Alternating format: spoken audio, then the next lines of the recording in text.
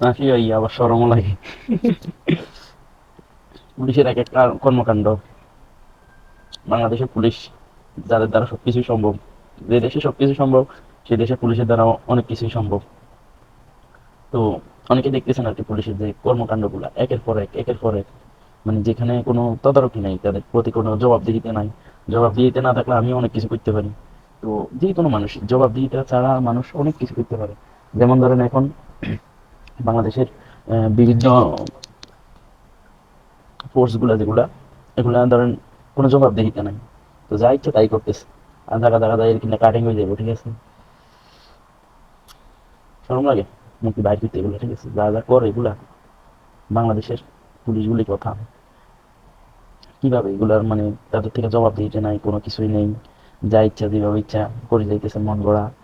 চাইলে কারো থেকে টাকা হাতায় নেয়, চাইলে কারো জায়গা জমি দখল করে নেয়, চাইলে কোনো মেয়ের ইজ্জত নেয়, ইজ্জত নিয়ে নেয়। কিভাবে, কেমনে, কিভাবে? কোনো এগুলার যে কফিয়ত নাই। যারা দেশ রক্ষা করবে, রক্ষকে যদি হয় ভক্ষক, তো দেশের ভবিষ্যৎ কি? তাদের থেকে যে নতুন নতুন নতুন গুলা চাকরিতে আসবে তারা কি শিখবে? এগুলাই শিখবে, অন্য কিছু না। যে বাইরে যাইতেছি তুই বাইরে পাহারা দিস, এরকম আর কি। বাইরে পাহারা দিতে দিতে ভাই আমিও যাই মারতে, এরকম দোষ হয়ে যাবে।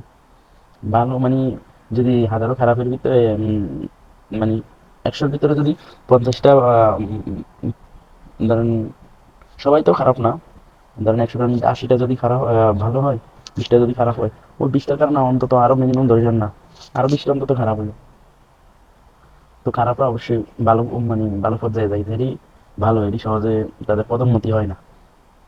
আমি মনে করি কি, আমার একজন সাধারণ নাগরিক হিসেবে আমার মনে হয় এদের থেকে জবাবদিহিতা প্রতিটা ক্ষেত্রে নেওয়াটা উচিত।